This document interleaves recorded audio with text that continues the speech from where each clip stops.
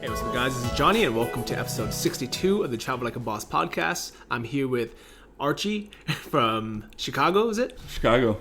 Yeah, so what are you doing out here? Where are we? And yeah, why are we on the show? Right now, we're in Johnny's apartment. We're in Chiang Mai. And he asked me yesterday to get interviewed for this podcast. I just got here in Chiang Mai on Sunday. First time in Chiang Mai, Thailand, Asia as a whole. So kind of booked this trip last minute, came on out. Nice. So the reason why I wanted you on the show is because you have a cool story. So you own both a physical products brand, Archie Lane, which is... Alfred Lane, sorry. Alfred Lane. Not named after yourself. So it's men's Solid Cologne, and you also have a dropshipping store. So I want to ask you about kind of both of those things. But let's start with the Alfred Lane. Tell me about that. Okay. So I started this with a partner, Raphael, about 2 years ago. And the product, it's a men's solid cologne, and not a lot of people have heard about it. Actually, cologne started out solid before it was liquid. Oh, really? I didn't know that. Yeah, it's like ancient Egyptian, is where it started. Before the alcohol-based colognes and perfumes came about. So it's a balm-like substance. It comes in a small tin can. It allows you to take your cologne with you when you travel. You don't have to worry about TSA taking it. You don't have to worry about your bottle breaking in your suitcase or anything like that. So we saw an opportunity there, and yeah, we decided to jump in.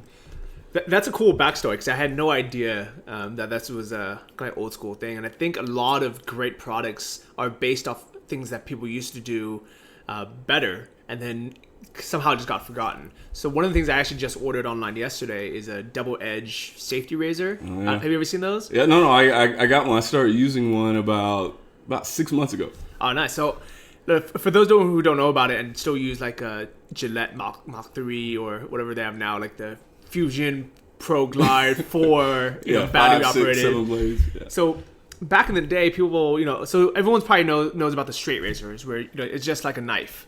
The reason why I don't like those is you got to sharpen it. It's kind of a pain in the butt. But the double edge razor is what your grandfather maybe used, where you actually use razor blades. And the razor blades are dirt cheap. I think I spend like a penny. I'll buy like a pack of 1,000 for $10 and it'll last me forever. And they're sharp. They're disposable. But the actual blade itself, it just, I don't know. It just feels like something that it feels like you're holding a piece of metal instead of a plastic, thing for a teenager. Yep. So that's a great market as well for anyone who's kind of getting ideas on what's out there. But what I really like about your product is that actually makes sense, because I travel a lot. I don't travel with cologne because it's liquid, it's glass. It's kind of just a pain. But if I had one of these, I would travel with it, because, sometimes, like, even if you're just a digital nomad and you're not really planning on going out clubbing or anywhere nice, sometimes you will. Like, even if you think your whole vacation is going to be backpacking or, or just, even work related, once in a while you'll be like, you know what, it's Friday night, let's go out. Yeah. Yeah, you still want to smell nice. And that was one of the big problems before. I was worried about TSA taking it or breaking. So yeah, I can still smell good on the go. Yeah, I like it. So if you guys want to check out that site, it's alfredlane.com. Yep. Yeah, that's dope. I like it. So if you have this great brand, why do you also have a dropshipping store? Okay, so the story kind of goes, I originally about 2 years ago created my first dropshipping store. Mm-hmm. The niche I chose was horrible. I'll go ahead and tell you, it was actually, it was like pet clothing, like for dogs and that type of thing. So I had heard about dropshipping from 2 or 3 different people. I decided, let me go ahead and get in that. The reason why I chose the pet clothing niche is just I found a site that already had the pre-approved suppliers. Mm-hmm. So it was easy for me to get in. Of course, when you find that, there's also a bunch of competition, which is horrible. But I didn't know. I was a beginner. I was in the beginning. So I chose that. It was called Westbark. Okay. That's actually, a good name. No, it was a hot name, hot brand, actually. Yeah. The website looked really good. But I originally chose that. But 2 problems I definitely came across. Well, 3. One, it was too competitive, the niche. The second, the average purchase price per order was too low. Okay. And it was $40, $50. When you're doing drop shipping, you need something higher than that. You need better margins. And then also there were too many returns and exchanges. Let alone humans, how we exchange stuff, let alone their dogs. No one knows the correct size. Yeah, because like if I was going to order a shirt for my dog, I'd be like, oh, he's a medium. But what does that mean? Yeah, people have no clue. And some of the suppliers didn't have a very friendly return exchange policy. So some of them, they had to ship it to like my apartment. Yep. And then I had to and it was just horrible. So I was actually doing that. I was making maybe $150 a month or so, like month 3. Was this before you started Alfred Lane? Yeah, before. Okay. Before. And so I was doing that, and I still had my 9 to 5. Okay. So I was working for a big, kind of Fortune 500 company, and I hated that job. It wasn't exactly a horrible job. I liked the people I was working with, but I just knew there was something better. Like this can't be it. So I actually took a break. I went into this. I think the place was called Freshie. Okay. I came across this guy it was Mark Bars, and they had him in the Freshie, and I was in line, and I was hearing this guy talking, and then I put 2 and 2 together, and I was like, oh, this is Mark. I was like, oh, this is your bar, like Mark's nice. bar. Okay. And I started talking to him. I'm like, well, how'd you get into Freshie, like this store? And he was like, I just simply came in with my product and asked if they would like it in my store. Oh, nice. And I'm just like, is it that easy? Yeah. Like it's that. And he definitely inspired me. And then I was like, from that, I'm gonna create a physical product. I was kind of tired of sitting in front of a computer all day, so I'm like, I'm going to create a physical product. What was your last normal job? Like, did you ever have like a 9 to 5 job? Yeah, I quit in February of 2014 was my last. So you were doing all this while having a normal job? Yep, I did all this, yep. And what kind of job was that? I was a digital marketing manager for a real estate firm. Okay, so you got to learn a little bit of the back end of, were you doing like Google Ads? Yeah, PPC, yeah. Okay. Yeah, I already knew about SEO, PPC, on-page optimization, that type of thing. And has that helped a lot for your brands, both your dropshipping store as well as your cologne? Oh, tons. Okay. I think once you choose the right niche, marketing is everything in terms of optimizing your website. Google Ads, Google Shopping. Yeah. That background helped. It helped a lot. I still had to learn a lot because I was doing that for other people, not myself. But that helped. Yeah, I definitely think it does help. What I like about paid ads is, like, personally, I don't do any SEO. So SEO is search engine optimization, and it's basically getting your websites to rank high for certain terms. So for like Alfred Lane, it might be Solid Cologne or buy cologne online or things like that.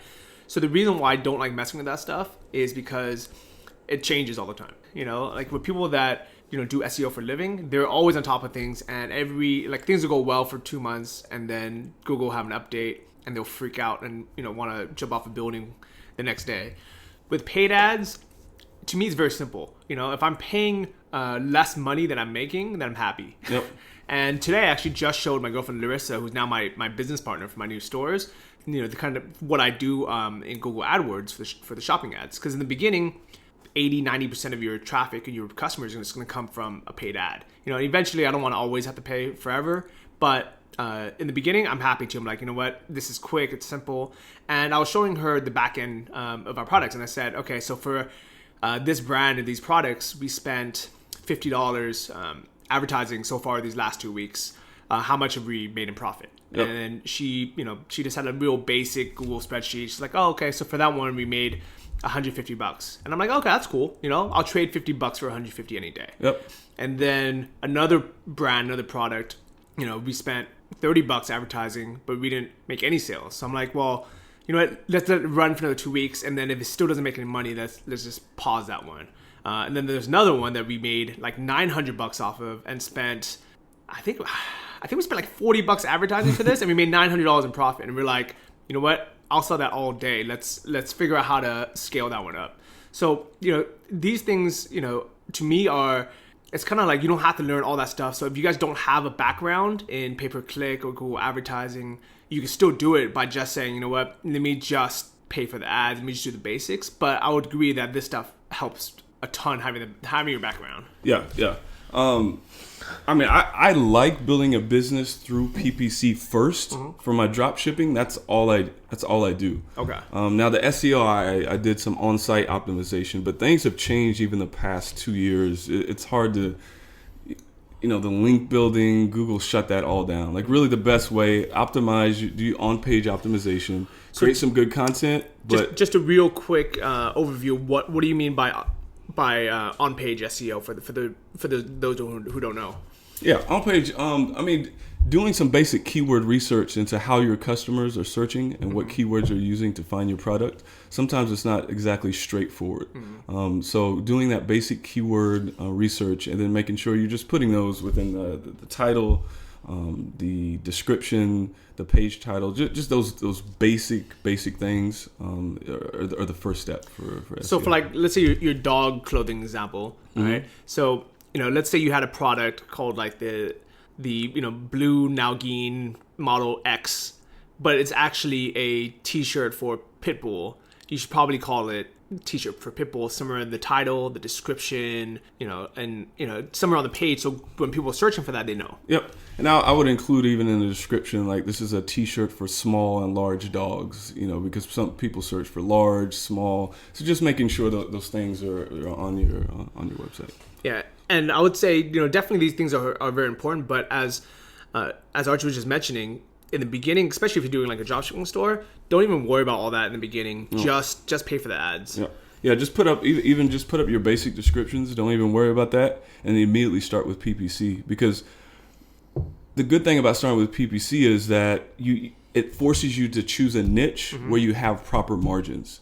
So you don't want to choose a niche where you only depend on SEO, because now you're also depending on Google, and they can change that rhythm, especially the organic algorithm. They can change that and you lose all your business. But if you build it off of PPC, that's not going anywhere for Google. That's how they make their money. Yep. It's more solid. You start with that, then you can start doing some of the SEO once you start building it on PPC. Yeah, definitely great advice. So PPC is pay-per-click, which means if I'm paying Google 30 cents every time someone clicks one of my ads for my my Pitbull T-shirt, if the profit I make from that click is worth it, then I have a business. If it's not, and I'm only trying to get free traffic, and basically to me that's called getting lucky. Like you might get lucky for a few months if you spend enough time, trying to get lucky, but it's not, viable for the long run. So if you can't, as you said, if you can't build a business where you're paying for the ads, then you shouldn't be in that business at all. Yeah. The margins are too thin, and it's not going to work out long term. So one thing that I actually like is you're one of the few very successful people with the dropshipping store that wasn't a part of Anton's course. You actually figured out this stuff out on your own. Do you think a lot of that had to do with your background with both the job that you worked at, as well as you starting the dog clothing store that didn't work out, and then this cologne store? Yeah. A lot of it is, my background helped. There were still some things I had to learn, and I started off, I don't know, there was an e-commerce fuel. I think Andrew, I forgot his last name. Yeah, he had like a drop shipping like PDF type of guide. I read through that information. So a lot of it I learned through just podcast, PDFs, guides. And I kind of stumbled my way through it. But definitely, like Anton's course, I haven't went through it, but I have listened to probably just about every Anton interview. And I've listened to what you said. Just do what he says. Like it'll save you. So many people try to be, I think, too creative or too innovative, or like sometimes it can be an ego thing. Even I had to go through this. If someone's already done it and just stick to the script. After you've done that script, then you can start trying, different types of things. That's what I recommend. Yeah, and to me, I think it just saves people lots of headache. I think for you, one of your best qualities is, even though that first niche didn't do well, you didn't give up. You're like, you know what, I'm gonna keep pushing ahead. I'm gonna find a new niche with better margins, or better profits, less hassle, less returns. But I think majority of people, I would say 98% of people, would just give up. It's almost like, let's say you started a restaurant or something, and then it failed. How many people actually start a second restaurant? Yeah. It's very, very few. Especially if you burn through all this money, this time. Yeah, it's true, but I was pretty determined to get out of my 9 to 5. Like, if it would have took 10 years to figure it out, then I would have worked on it for 10 years. Like that's the level. I mean, even for Alfred Lane, I quit doing the dog clothing business, started Alfred Lane. That was doing well. I had a little bit more time. Then I started the second drop shipping stores because I wanted 2 streams of income, and both of those are doing well. So that was kind of the process.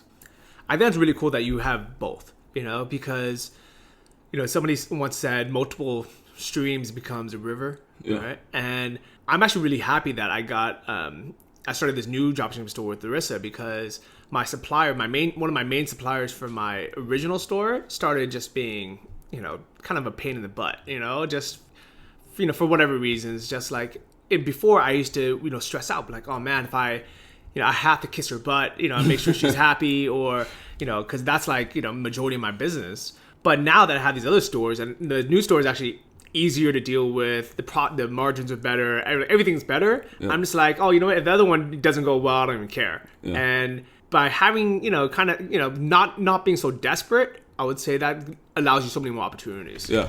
No, that was a big motivator. I don't know. I read some blog. It was talking about, having always be in control, the ABC, always be in control of your life. And I wanted to put myself in a place where I never wanted to put my livelihood in the hands of one person. And that's what happens if you have a 9-to-5 or something like that. Like if you don't please your boss, that one person can change your entire livelihood. So I wanted to do the same thing even for myself with my businesses. I didn't want, to put any one business or one supplier that controlled like my life. So yeah, I wanted multiple streams of income. But I also got to say, you don't want to spread yourself too thin. That you can go too far with that. Do one, have it start succeeding, and then branch off. And for me, like 2's good. I'm not doing anything else. Yeah, that's smart, especially because they're 2 kind of separate things. But do you think that a lot of the skills that you learned from your, your brand helped with your dropshipping store and vice versa? Yeah, I think there was a considerable amount of crossover between those 2. Yeah, for sure. And here's one thing that I've actually noticed is like when you, like, let's say, so if you guys want to start a brand, you guys want to, warehouse your own products or make your own products, it's actually smart to start with things that aren't too expensive to make, aren't too heavy to ship, and, pretty, like, so your overhead's pretty low. So, with the Solid Colognes, they're pretty small. I mean, like each of these weigh, a couple ounces at the most, right? Yeah. They're tiny. They're probably like the size of a Tic Tac box. Yep. And versus, let's say you wanted to, to make something huge, like a you wanted to sell like tiny homes or something. Yeah. It's gonna be expensive up front. It's gonna be hard to ship. It's gonna be expensive. But with dropshipping, what I like about it is you can basically do the exact opposite. You're like, well, I'm not responsible for warehousing any of this stuff anyways. I'm not paying for any of it up front. So I almost might as well sell the biggest, heaviest, most expensive things out there. Yeah. That's one of the reasons why I love the drop shipping model. It just doesn't. You don't have to invest that inventory, the cost of that inventory up front. What it can also do, if you want to go into your own product, a good way is to start with drop shipping, because you start reselling other people's products, then you can find out what sells. So that's what I'm actually doing in my drop shipping store. I plan by the end of the year to launch my own private brand, because now I know exactly what sells. And if you don't have that data, then you're just guessing. So I have like right now my store has about 350 different products. It's the 80-20 rule. There's 20% of my products or 80% of my income. So, but now I know exactly what those products sell, and now I can. And money talks, because you could have asked people, you could have done research online. You don't know. But yeah, at the end of the day, if someone's not physically paying for that and they're not returning it, then that's how someone finds value in it. Yep. And what's cool about your dropshipping store is you have a list of customers who bought. And those are the easiest customers to get to rebuy. Yep, for sure. Because even if they don't rebuy the product itself, they'll have friends or coworkers or someone who is probably has similar interest to them. And to remarket to them is really easy. Yep, sure. Yeah, and I would say also with Alfred Lane, it's kind of the same thing. You're building up your list, and what's nice about the cologne is it's something that people will rebuy. First off, they might want to just have different scents. and right now you have how many scents do you have? We have 3. Three. All right. So someone might like the Vanguard, but they want to try out the Brio or the Bravado. They're like, well, I like this. Let me have these other ones, or I want to keep one in my glove box. I want to keep one at work. I want to keep one while I'm traveling, so they can be order. When their friends see it, they can, they're like, oh yeah, where'd you get that? And you can, they'll buy as well. So that's what I really like about having a brand. And eventually, I want to have a brand as well. I actually used to sell cologne. I don't think how many people know about this. Yeah. So I didn't realize what e-commerce was or what I was doing. But basically, what happened was I used to like this brand of cologne called LP9 by Penhaligon's, which is this English cologne maker. Mm-hmm. But it was a seasonal cologne. So after that season, it was done. And I think I had bought a bottle, like one of the last bottles out there. And then I was like, man, if I run out of this, what am I gonna wear? So I started Googling, and people on forums talking about like, oh, can you get this? And I was like, well, I wonder if someone could just make it, So I sent the rest of my bottle to a cologne maker, perfumer in Florida, and I said, hey, can you replicate this? And they're like, yeah, no worries. So I picked a bottle, I picked a name, and I was selling this, just on this crappy looking website. I think I only had PayPal as a checkout, and I just had a box of this stuff in my parents' house in San Francisco, and I would just go to, I would literally walk to the post office and mail it every time someone bought one. Yeah. So, it wasn't a great business making money, but I think that gave me a little bit of confidence of selling stuff online. Unfortunately, I didn't follow through with it. I did that and decided it was too much of a pain in the butt, because if you guys ever want to ship glass and liquids, especially international, just don't do it. It's so I learned that was a bad niche. But it's crazy. But you have to. I mean, you have to start somewhere. Yeah. It's more important that you just do something, even if it doesn't work out, because you're going to learn much more by actually doing it versus just reading books or that type. Actually pick something and go with it, and then you'll learn pretty fast. Yeah, and I think that if I had like a mentor or a course I could that I was able to follow, I think I could have made it work, because obviously people were buying it. I just didn't really know how to do any of the back end stuff. Mm-hmm. But I think that it's one of those things where everything can work as long as you actually dedicate to it. And I think that's one of the reasons why you're so successful is, you were telling me the story how in the beginning you basically just walked into stores and said, hey, would you carry this? How what was that process like? Yeah, the process. So in the beginning, we decided we was going to make men's solid cologne. We had come across a solid perfume, and there wasn't really anybody doing that for men. So that's how we decided. Plus, we travel a lot, and so we was like, okay, let's do that. And we looked at each other. We was like, do you know how to make solid cologne? You don't? No. Mm-hmm. we had no clue. So we actually went back to the store where that solid perfume was sold, saw the list of ingredients, ordered it, Googled, watched YouTube videos, found a bunch of mom blogs, came up with their own recipe. We got the final product. We contacted a wood maker. We have this little cigar box. It's a point of sale that retailers really like, because we knew that's how it had to be sold. So they don't actually get the box when they buy the cologne, or do they? No, that's only for the retailers. Okay. Yeah, for the display retailers. Yeah, individuals just get the cologne. So yeah, after we created all that, we just went store to store in Wicker Park there in Chicago, a neighborhood. We got like 4 or 5 no's. Some people kind of laughed, nah, this isn't gonna work. But we finally got a yes, and then we got about 3 or 4 stores in Chicago, and we just started growing, and now we're in 79 stores in 9 countries. That's crazy. I mean, that's literally a story that you would read in Forbes or one of these business magazines. Because how old are you at the time? 32. Okay, and you're walking around basically the streets of Chicago. In the winter, there was a snowstorm once. Oh. We're looking at each other we're crazy. It's like snow. It's a snowstorm, and we go store to store. But you have to start somewhere, and once you get the ball rolling, it goes from there. So yeah. And your business partner, was he as gung-ho as you, or were you the one convincing him let's just go, let's go to one more store. Let's go to one more store. No, he was gung-ho. I would say I had a little bit more confidence that it would eventually work out, but he was there with me for sure. Because one of those things where like in the beginning, you can do consignment, right? And is that what you started with? That's how we started. Yeah, that's the only way we got into the first 2 or 3 stores was consignment.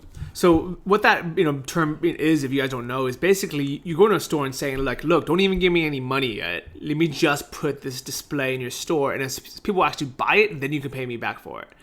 And to them, there's really no risk. It takes up some of their shelf space, but there's no risk to them because basically you're trusting them not to run off with your product or your money, and you're just in hopes that people like it enough to buy, and then they'll reorder, or you would have just wasted your time. Yeah. Well, one thing I will say, I wanted to eliminate as much risk on whatever physical product I did. I wanted to eliminate as much risk that at least I knew it would make some money. I didn't know how much money it would make, but the reason why I knew it would make money is we went back to the store that sold the Solid perfume, and I just had to ask the owner of the store one question: Are people buying this? Yeah.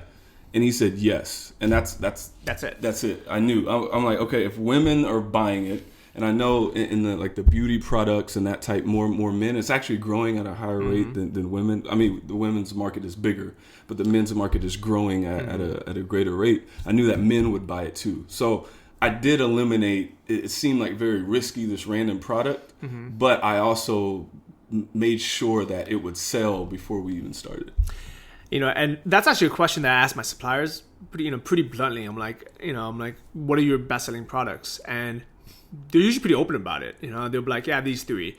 And I'll just promote the crap out of those 3. And then everything else, I don't even look at until I see people either clicking on those ads or buying it. And then I'm like, okay, someone's buying it. Now let me spend my time to rewrite the description, have better photos or whatever it is. But with dropshipping, every time I pick a niche, I just ask myself, is somebody buying it? Are they buying it online? And if so, why not buy it from me? Yeah, no, it's true. Like pick a niche and put it into Google and see who's advertising. And when if people are advertising and spending money, they're making money on it. Other than that, they wouldn't be spending any money on advertising. Yeah, so for me and Lewis's new niche, what we did was, we have 2 kind of sub niches within one brand because it all kind of fits together. And the cheaper items, the $200 items, there's tons of competition.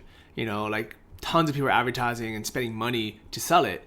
And because it's a $200 item, the profit on it might be like $50 or something, which is okay. But if you end up spending a lot on advertising, it kind of eats away at that. Yep.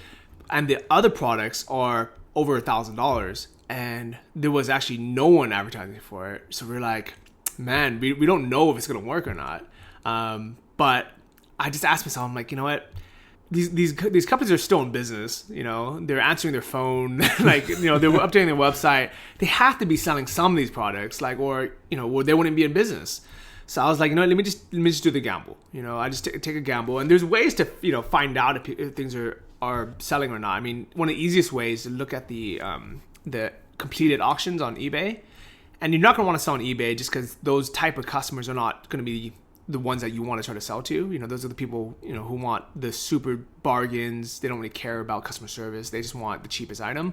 But then you can see if people are actually buying it or not. Or you can go on Amazon and you can see, are people leaving reviews that say like verified purchase, because that means people are buying it. You can look at the seller ranking of how many, like if it's number 1,000 overall, items sold on Amazon, it's probably selling 1 every day or every minute even, Yeah. So there's like lots of different ways. But for me personally, the way I choose niches is I like to just kind of use my heart and be like, are people buying this item? Why not buy from me? Yeah. And for your dropshipping store, like what was the process of you thinking about the niche? Wow, I wrote down, I came up with certain criteria that I wanted this time, based on the mistakes of the first store. So it's definitely a higher price point. I want to look at margins. I came up with a list of 70, 80 niches. Nice. I mean, a long list. I asked people what they bought online. I went on Wayfair.com. Yep. Because Wayfair.com is I think, $1 billion company or industry, and a lot of people don't know, or maybe a lot of people do. It's all drop shipping. Like Wayfair.com, all they do is drop shipping. So there's all your niches, and I mean, there's 1,000 niches in there. So I would go on there, I would look, okay, this is an interesting niche, and then I would do a little research. I would call the manufacturer. A couple times I called the manufacturer and asked what their wholesale price is, and they sent me a wholesale. So I wanted something with margins. So that was the price point, something that had a decent margin. I also researched competitors. I did keyword research, clicked on their websites, checked out what brands were selling, that they were selling, and just kind of whittled down the niche. So you were calling these manufacturers before you even had a site up? Yeah, a couple of them, because I knew I went on their site and they had a pretty open drop shipping policy. So I knew it would be easy to talk to them, and they would send over a wholesale site. I did not do that though. Once I chose my niche, there was a couple suppliers that didn't really have that open door drop shipping policy, and I knew they wouldn't take me serious. So I had the store. I didn't set up a store. I used what was the name? I set up a coming soon landing page site. I can't think of the software I used. I mean, I had the logo done, and it was just a one page kind of coming soon. You could put your email. A splash page. Yeah, splash page. Like lead pages or something. Yeah. It looked like really, really good, and they checked that out. And then I also sold them on, I had some experience. I told them I was going to be using pay-per-click ads, and I had a budget, marketing budget. And then, after that, they approved me. Did they ask you how much your marketing budget was? Yeah, they asked me. I told them. I mean, right now I'm spending anywhere from $2,000 to $4,000 a month in ads. Oh wow! And your dropshipping site. Yeah. And how much revenue is that bringing in? I averaged per month anywhere between my lowest month. Well, when I started, I had a low month. I started like $2,000 the first month, but my highest month was about $22,000. Okay, that's good. Yeah. And pretty decent margins. Yeah. Nice. Yeah, it's good margins. So with my main store, the one I talk about on my blog Johnny FD, I always post kind of income reports. I've been hitting about 30,000 in revenue per month, and for that store, I spent about 1,000 in ads. So I'm pretty happy with that. But with Larissa store, man, we've had I don't know how much we've actually had in revenue. I think about $10,000 in revenue, but the profit margins are insanely good.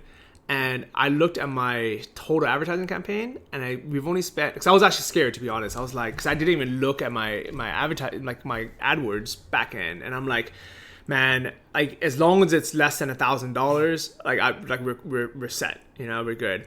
I looked at it, total lifetime ad budget, $350 for $10,000 in sales. Yeah, that's great margin. Yeah, and so. I really think Larissa hit a home run, and I think the reason why we found a good niche is we did exactly what you did. We made a list of we didn't have 70. I think we had 40 to 50 niches, and we just did the research. We crossed them out.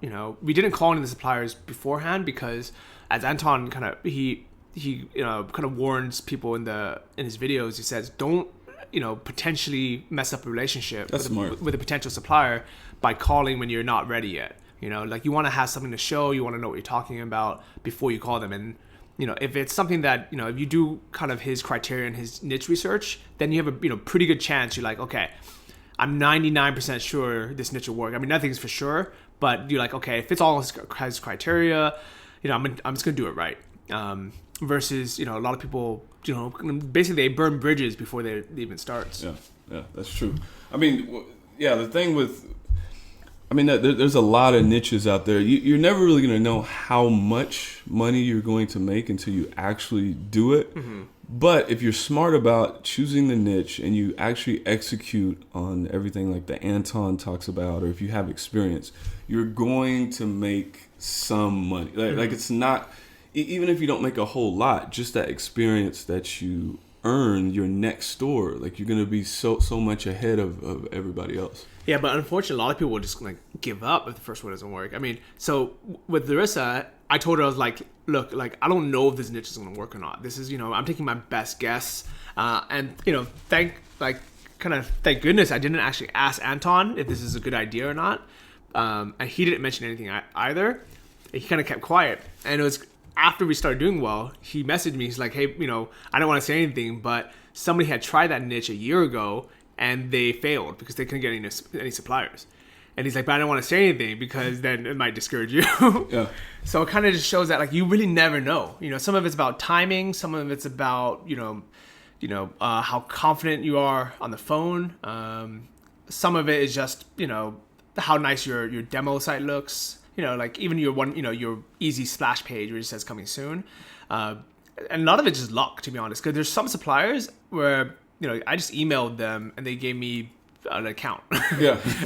And then some people I had to talk to on the phone for like 5 days straight to get approved. Yep. But I think of it the same way as what you did when you were going to door selling the cologne.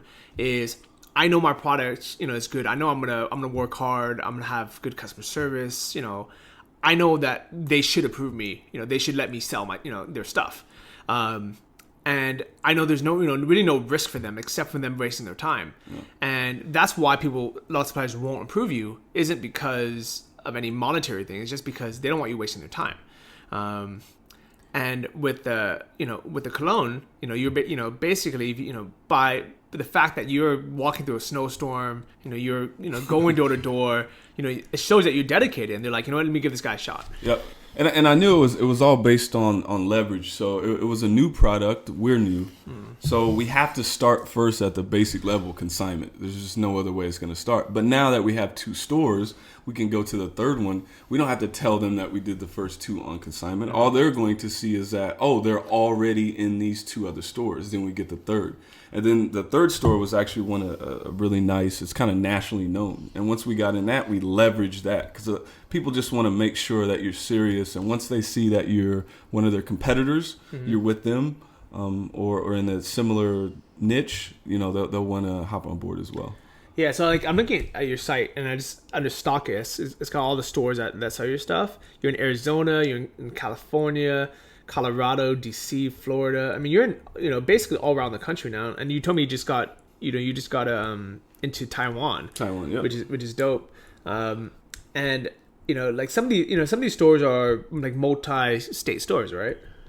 No, all those are, well, not all of those. I'll take that back.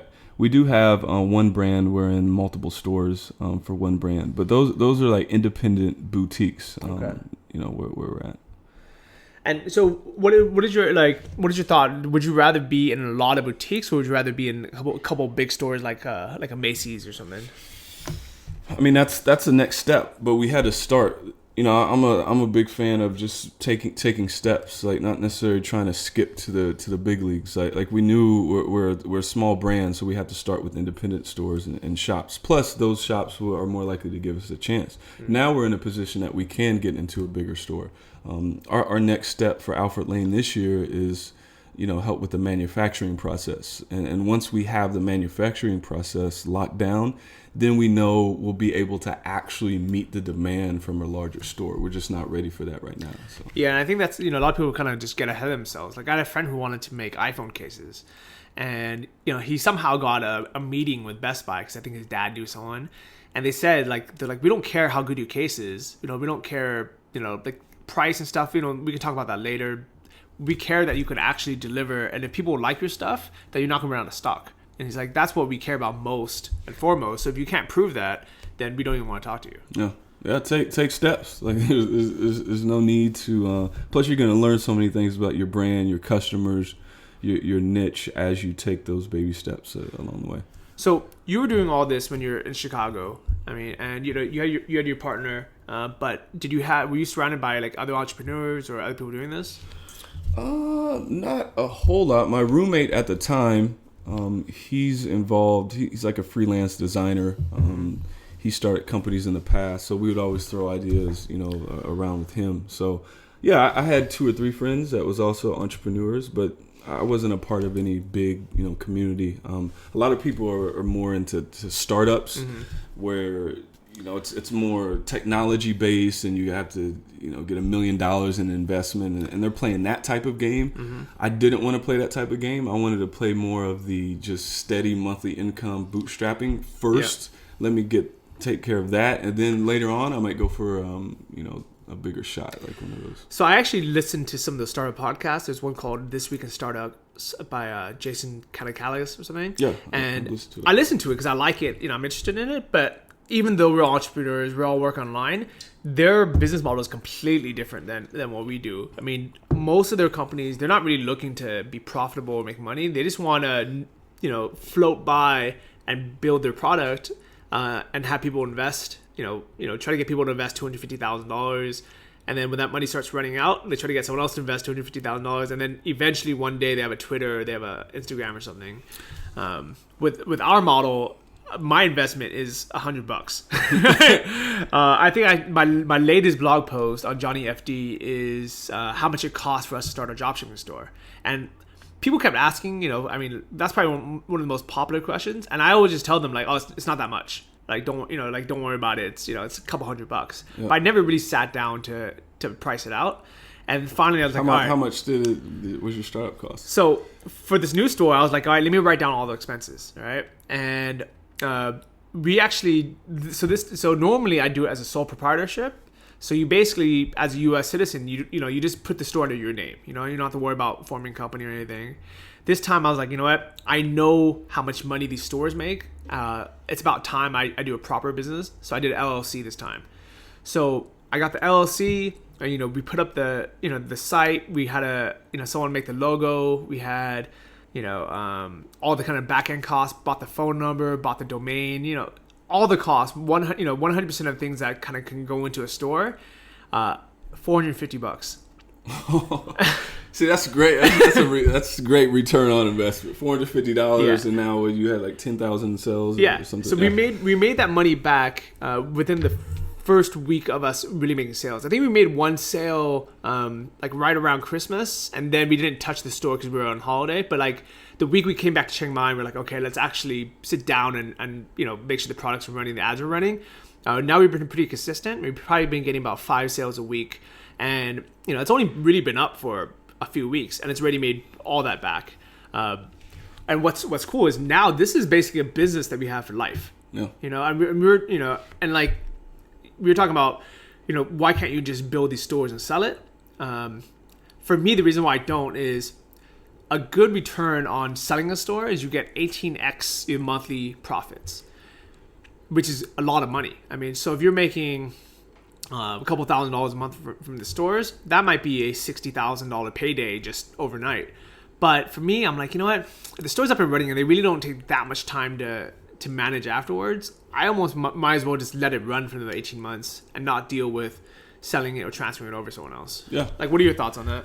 Yeah, I mean, that's where I'm considering my drop shipping store. I have 3 options. One is to do what you just talked about, just keep it. That's probably what I'll do. I could sell it maybe in a year or two, but I'm probably gonna start the private brand and then maybe sell it. But yeah, I'm more in your camp about that right now. Is I just enjoy having that residual income coming in each month, and I can decide how hard and how much I want to work on it. Like, how much do you actually work on it? Well, this month, I mean, I'm putting in 8-9 hours a day, but I was traveling through Europe for 3 months in September, October, and November. And I think 1 week I did actually only spend like 5 hours on it. It was almost like the 4-hour work week. And I mean, again, that's not my goal, is just to work 4 hours a week, but I want to have that option. It's nice to know that you can just keep it in maintenance mode, right? Yeah. Yeah, in the same way, like, so now that we've been back in Chiang Mai for this last 2 weeks I've been here, I've been at Pun Space, co-working space, every day, every morning, until 4 p.m. I'm just, I treat it like a 9 to 5. I treat it like a normal job. But last month when I was in South Africa for Christmas, I don't think Larissa logged into the business email at all those 3 weeks, even though she was originally planning to. But she's we were with family, we were hanging out. I didn't want everything to crash and burn, so I would log in every day or maybe every other day, just for like an hour, just to make sure there's no like vital emails or anything. But I really didn't work that much. And then when we were in Borneo 2 months ago, we didn't even have internet because we were on this island that was terrible, but everything was fine. So no, that's what I got my laptop stolen in Barcelona, And yeah, for a few days, I had to borrow like my roommate's laptop. Like I didn't. People would be like, "Oh, what do you do?" I'm like, "Oh, I have an internet business," and I'm like, "Well, I don't even have my laptop right now." And I'm an internet business owner. So yeah, it's definitely nice having that option. And people work different ways. I mean, I work in a way that I like to dedicate so many months to really work 8, 9, 10 hours a day, and then spend a month or a couple months just traveling and chilling out. Yep. I like it. So what do you think of Chiang Mai so far? Yeah, I like Chiang Mai so far. I mean, I heard about it a lot. You was a big influence, like for me even coming out. I had heard of it before, but I listened to some of your podcasts. So when I left Chicago, I just got here on Sunday, so just a few days ago. It was -20 was the wind chill. That Fahrenheit, -20. I get here in Chiang Mai, it's 80 degrees. People wearing shorts. I'm like, this is great. So number one, great weather. Two, it's affordable. The cost of living. I mean, so much cheaper than Chicago or some of the places I was at in Europe. But the third, and this is probably the biggest thing, is just like the people I met. The other people at Pun Space. I mean, there's entrepreneurs, there's hustlers out here. People are hustling. Another big thing I noticed just today is I haven't heard a complaint since I've been here, which is like that's amazing. Like in Chicago or even a normal kind of 9 to 5, people complain about everything. Here, people are not complaining. They're putting their head down. They're getting to work. People are helpful. So yeah, it's a good spot. I actually forgot about how big kind of negativity and complainers are in the U.S. because when we went back to South Africa, Larissa brought that up. She's like, man, like I forgot, how people always complain about their jobs, complain about traffic, complain about work, complain about the weather. And it's just like one of those things where people just enjoy talking about. Misery loves company. But I think what it is also is there's probably not that much going on, so people are bored. So that's what they talk about, I mean, here we are, we're talking, I mean, like we can either talk about, how it's a little bit too hot here, or like, or a good problem. Yeah, or like these little things, or I can ask you like, oh, how'd you like Barcelona, Spain? Is there, how's the scene out there? What's cool to do out there? And I'd much rather talk about your trip to Spain than I would complain about something. But back in Chicago, where it's cold, people probably aren't really traveling.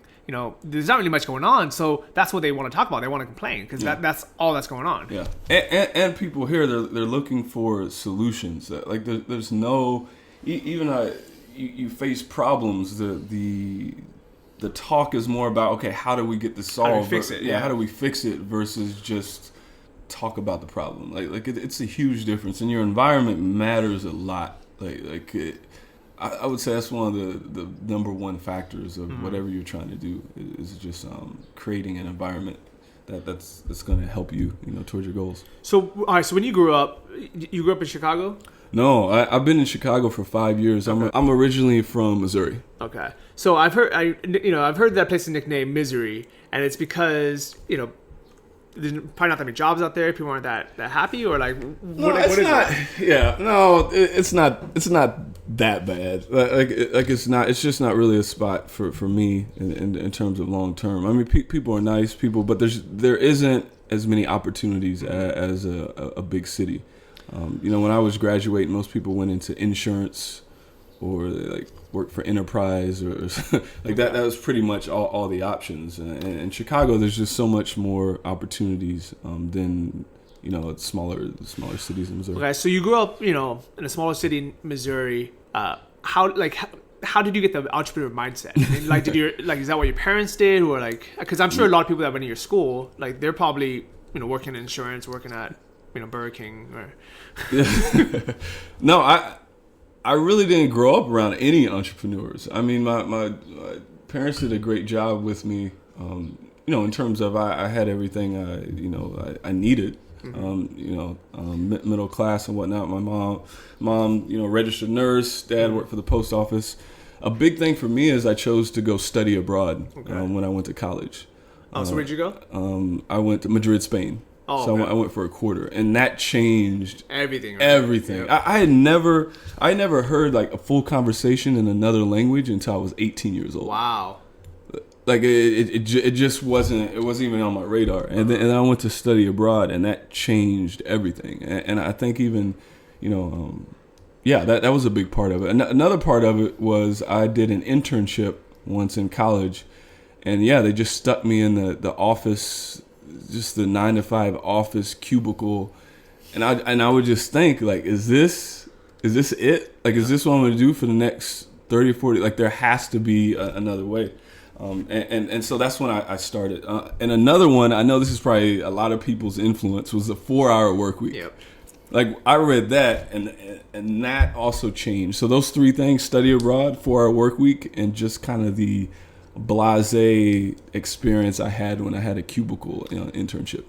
I think it's good to experience from the beginning. Then like for me, I had a couple internships and they're okay. I was like, all right, this is all right. But I basically landed my dream job when I got out of college.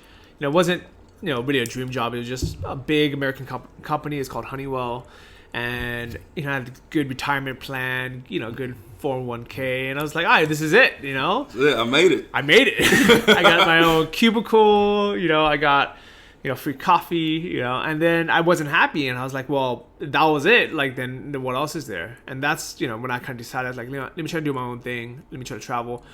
So aside from also reading the 4-hour work week, it was also just taking that first trip.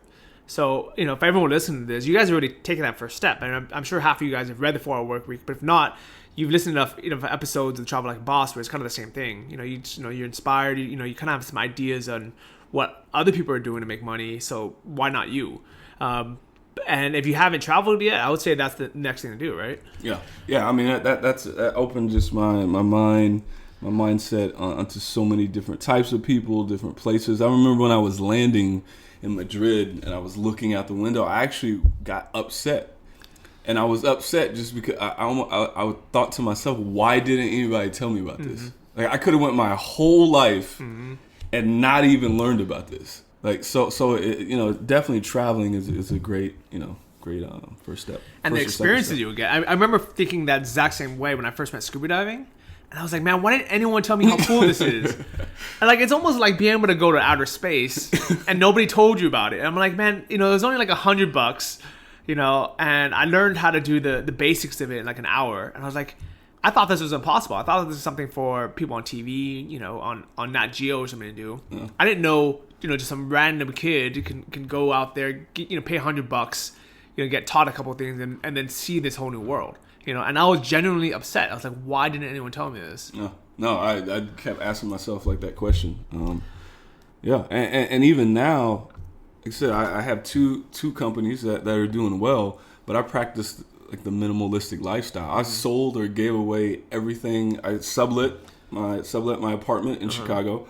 I sold or gave away everything, and all I have is I have a backpack and I have one bag like in storage, and that's all I own. Yeah. And everything else that I own is like my businesses. It's in the cloud or my inventory, but that's all I need because I'm just big like on experiences are worth so much more. How's that feel now that you know there's nothing tying you down?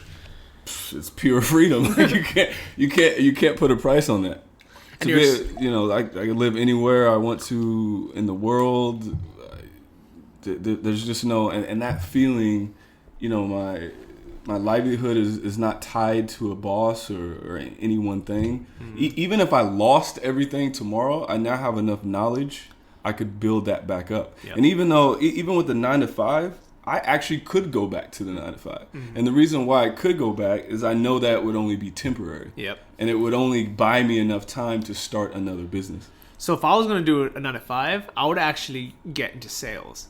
Like, I would sell cars. I'd sell, I don't know. I mean, it'd have to be something I believe in, Like, I wouldn't want to sell like a car I hate. But if I was going to sell, work for like Lexus or, or BMW or one of these companies that I actually like the product, or if I was selling a product that, I actually believed in, I would sell so much of it. Now that I've had this entrepreneur experience, I would, think of, ways to market outside the box. I would probably crush it. Yeah. I don't want to ever do that because I'd rather be able to travel, be able to not have a boss, be able to just, get 100% of the profit instead of, getting what, 5% commission or whatever people would get. Oh man, I remember people would get so excited like at the end of the year. They would work so hard for their bonus, and it'd be like a 3%. I'm like, really? Like you worked like an extra 20 hours a week, worked on the weekends, and for 3%. And it's, you know what, but when you're in that environment, it makes sense. You're like, well, that's the bonus, yeah, you know, and you know, I can either make my, you know, that's actually $3,000. I can take my kids to, you know, Disneyland for that. Or I can go on vacation for that. But what people don't realize is if you worked that hard, you could have literally had a 300% increase in your salary if you had owned your own business. Yep. And I forget sometimes, like with this new store, you know, that was a pain in the butt to start. Just to let you know, like right behind me, there's a sign that says 30-day challenge, and that's in our living room because I wanted to be reminded of that every single day. Yep. You know, that's why, you know, I posted about it on my blog when I was every week, just so I was accountable, you know, because then I knew if I failed or I gave up, I'd have a whole audience of people be like, hey, what happened to that new store you're going to start? But what Larissa reminded me was like, she's like, you know, aren't you, you know, happy that it's up and running? I'm like, yeah, I'm relieved, you know, it's over, you know, because now she's handling all the day-to-day customer service of it. You know, we have someone in the U.S. pick up the calls. So she's just fulfilling the orders, emailing people back and forth. But I don't, you know, basically I don't have to do anything with it anymore. And I'm just like, I'm glad it's over. But she reminded me, she's like, no, aren't you glad that you have a whole new source of income now? Yeah. And it didn't even really hit me. You know, I didn't really think about it because I was just like, you know, like I wanted to do it because it was fun as a challenge. And I know the end goal is to make more money with it. But when I thought about it, I'm like, you know what? That might have just doubled my income. And I was already happy with the amount of money I was making. Yeah. And then she's like, well, why don't we start another store? And now, at first I was like, instantly, I didn't think about it. I was like, no, like, I want to take a break. That was a lot of stress. That was a lot of work. Mm-hmm. But then now that I had a day to think about it, I'm like, you know what? If I can add another $4,000 a month to my paycheck, that I don't even need that money, and that can just go into investments, or that can just go into a bank account. Yeah. You know, why wouldn't I? Yeah. No, that's it. And not only have you created something that's given, you know, is giving you income, it's an actual asset you still can sell if you want to. So it's something that's providing you with monthly income, and it's an asset that you could sell and, you know, get whatever, 100,000 or whatever, you know, the valuation might be. Well, a lot of people don't do the math, but so let's say you just you open a store that just does okay. You know, it makes $2,000 a month in profit. All right. So let's say you hold that for a year and a half. All right. That's times 18. That's, you know, $3,600. No. 36. Yeah. $36,000, right? And that's good for how, you know, that's basically a full-time salary for a lot of people. A lot of people back in the U.S., that's what they make a year. Yep. You know, and then now you're location independent. You know, you're your own boss, so you could write off a lot of these expenses, all these travel expenses. You just write it off. So it's not like you're making $36K and paying taxes on all of it. You know, now you can write most of it off. And then let's say you decide to sell it after that. You basically. Is my math right? No, that's too much. I think it'd be that without the zero. So it'd be $64,000 you could sell it for. Sell it for, yeah. So not only did you make $36,000 running the store, you can also sell for another $64,000. Yeah, you're getting income and you have a sellable asset. Like that's a no-brainer. Why didn't anyone tell us about this? I know. Sometimes I ask myself too, like, man, I should have started this, 10 years ago. But again, you only know what you know. But it's good that at least we were able to figure it out. And I think technically I started that clone almost 10 years ago, but because there was no one else doing it, I had no one to talk to about it. There wasn't a course about it. There wasn't any info. I was just like, well, that's kind of is what it is. It's not going to get any better than that. But I think now that you have people openly talking about it, you have, all this information out there, now you can see like how big it really can be. And I think a big challenge is having people, and I had to face this challenge as well, that I could actually do it. Yeah. Because it's so different from, just a salaried, position. And, I've had people say that, well, hey Archie, like, okay, I make $80,000 a year. I can't sell, I can't build a store that makes $80,000 in income. I'm like, well, you're already valued at 80. If they're paying you $80,000, that means you're probably making them $160,000. That's true. So the market is already telling you you're worth $160,000. So why wouldn't you be able to do that for yourself? That makes sense. Okay, so at your pay-per-click business, like, so when you had a salary job, what were they paying you? I was making, it was $80,000, and then I had $20,000. Like a bonus? Yeah, that was my cap. Okay, so you were making six figures. You're making $100,000 a year, and you just. I mean, for a lot of people, they're like, man, that's a lot of money. I mean, that's basically the best job that someone can think about. It's not for me. It's never been. I've always been a pretty kind of basic, minimal type of dude. I don't really need that much. I need a clean place, nice bed, pillow, and I'm good. Especially after I studied abroad, I wanted to be rich on experiences. Okay. Like that was my whole goal. And I definitely internalized like the whole 4-hour work week is that, you're how rich you are, how wealthy. There's like three things. It's income, it's your time. Mm-hmm. Do you own your time? And then like your location. And I would much rather make a little less. And you are, of course, in the beginning. In the long term, you're going to make more than that. But in the beginning, I much rather make less, but be able to, in the last 6 months, I think I've been in like 12, 13 different countries. I don't make right now what I'm paying myself. I don't make any more than what I did working for somebody else. You don't need $1 million to do all these cool things and experiences. You just need control of your time and control of your location. Yeah, because basically in Chiang Mai, I'm doing everything that I'd want to do. I wouldn't want to live in a bigger condo than this, and I'm perfectly happy with it. I wouldn't want to eat 2 steaks instead of 1. I wouldn't want to, basically there's nothing else I want. And so any extra money that I make is just kind of going into my checking account, and then we can use that money to travel, to do other stuff. And recently, I think because I'm getting a bit older now, and I started really kind of appreciating my parents more. Now I'm starting to give back to them. So last year I paid the property taxes. They're coming out here to Thailand in a few weeks, and then I'm gonna pay for. I'm gonna get their hotel rooms. I'm gonna try to just pay for as many things as I can. And this is things that make me happy now, because it kind of allows me to give back. So what are you spending your money on? I hardly spend travel, like plane tickets, Airbnbs. That's basically what I spend my money on. And most people back in, let's say, Chicago or Missouri, like, what are they spending their money on? Crap, more clothes and shoes or something. Like I need 2 pairs of shoes. That's all. I need like some nice like kind of shoes to go out in and some shoes to work out in. That's it. I don't need anything more. Like and I think sometimes when you're in like the 9 to 5, you work so hard that you want to spend money so you can justify that to yourself, all the work that you put in. But when you remove that, then you're not in that mindset, and you just want to experience as many things in life. You want to learn languages, you want to meet people, you want to learn new skills, and those things become more valuable than some shoes or something like that. So instead of spending $200 on shoes or $1,000 on a bag, or buying new rims for the car, now you can basically buy a plane ticket anywhere in the world. Yeah, I'll take off to I was in Barcelona, went to Ibiza, it was $85 round trip ticket. That's crazy. Like what? You don't need a lot of to fly from Barcelona to Rome was $42.